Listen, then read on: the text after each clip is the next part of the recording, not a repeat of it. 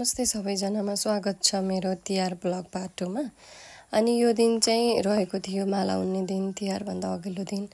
अनि त्यही भएर दिउँसोदेखि नै दिजु लागि पर्नु भएको थियो। हाम्रो चाहिँ लगभग 7-8 वटा भन्दा बेसी नै मालाहरू बुन्नु पर्छ। अनि हामी बहिनीहरूको लागि पनि सुपारी माला यताउति। अनि एज युजुअल दिजु नै उनिराख्नु भएको थियो मालाहरू। अनि खासै उहाँलाई चाहिँ यस्तो यस्तो कामहरू उहाँले नै गर्नुहुन्छ। अब हामीसँग ढङ्ग छैन कि उहाँलाई चाहिँ हाम्रो काम चित्तै बुझ्दैन। सो अनि मैले पनि एउटा उन्दिम न त भनेर लागेको, तर मेरो पनि के भयो मिलेन भन्नुभयो। सो उहाँलाई नै उन्न पठायौँ। अनि यो भिडियोमा चाहिँ म चाहिँ अलि अगाडि नै लिएर आउनुपर्ने भिडियो, तर मेरो चाहिँ भोइस खराब भएको भएर भोइस दिन नपाएर अलि लेट भएको थियो, यो टन्सिल रुगाको कि ज्वरोले गर्दा। सो यो भिडियोमा चाहिँ मोस्ट अफ द टाइम हजुरले म्युजिक नै भेट्नुहुन्छ मेरो आवाजभन्दा बढी।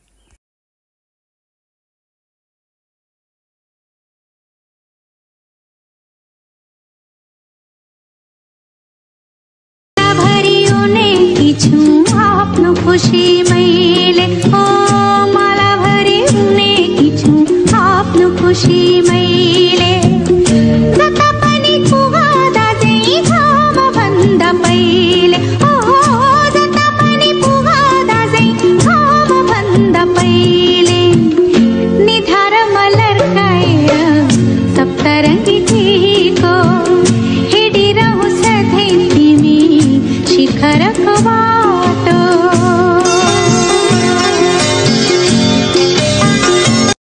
अनि यो चाहिँ रहेको छ तिहारको दिन, टिकाको दिनको भिडियो। अनि यो चाहिँ बिहानै दिजुले चाहिँ रेडी गर्न लाग्नु भएको छ। हामी चाहिँ कोरिडोरमा नै लगाउन थालेको टिका। अनि एकदम स्पेस चाहिन्छ नि त, तिहारमा अब घुम्नु पर्यो यताउति, त्यसको लागि चाहिँ हामीलाई स्पेस ठुलो चाहिने भएर हामीले चाहिँ कोरिडोरमै टिका लगाउने प्लान बनायौँ। अनि यो सजावट सबै चाहिँ दिजुकै हो एज युजुअल।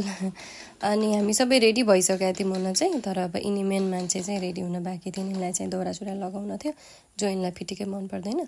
टिका हुन त 11:49 को थियो, बट स्टिल टाइम कहाँ इनफ हुन्छ त नि। अनि हामी रेडी भइसकेर अनि त्यसपछि चाहिँ बाबुलाई रेडी गराएर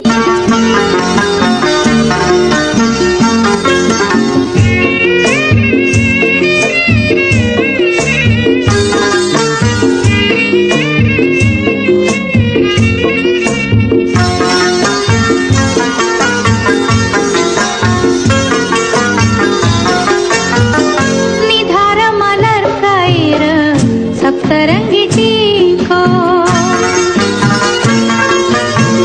हिँडिरहु सधैँ तिमी शिखरको बाटो।